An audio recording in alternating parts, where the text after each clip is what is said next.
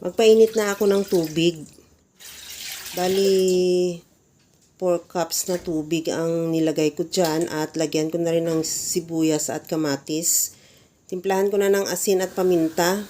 Pagkakulo, ilagay ko na yung isang pirasong boneless bangus na hiniwa ko lang ng pa-serving cut.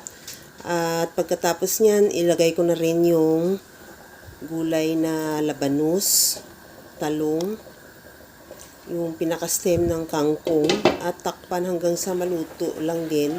At isunod ko na rin ilagay yung okra at yung siling green. Maglagay na rin ako ng sinigang mix. Pwede ka naman maglagay dyan ng calamansi juice o kaya yung sampalok. O kahit anong pang paasim, pwede. At takpan ko muna ulit hanggang sa maluto lang din yung okra.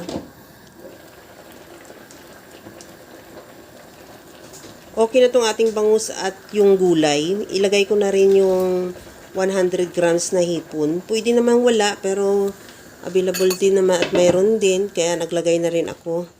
At pagkatapos niyan, tikman ko na ulit kung okay na yung timpla niya. Maglagay ako ng liquid seasoning. At isunod ko na ilagay yung kangkong.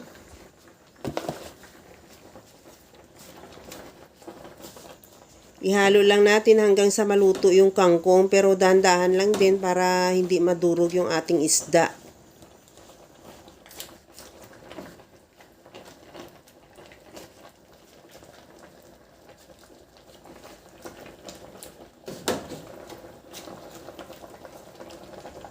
Okay na tong ating sinigang na bangus with hipon. Ready to serve na yan. Kaya mga kalasa, kung nagustuhan mo yung ating video, please like na lang at pakishare na rin sa inyong mga friends. At kung bago ka pa lang sa aking channel, subscribe na at i-click mo na rin ang bell button para sa mga notification.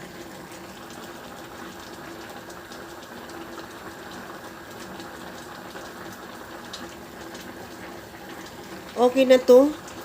Hanggang sa muli mga kalasa.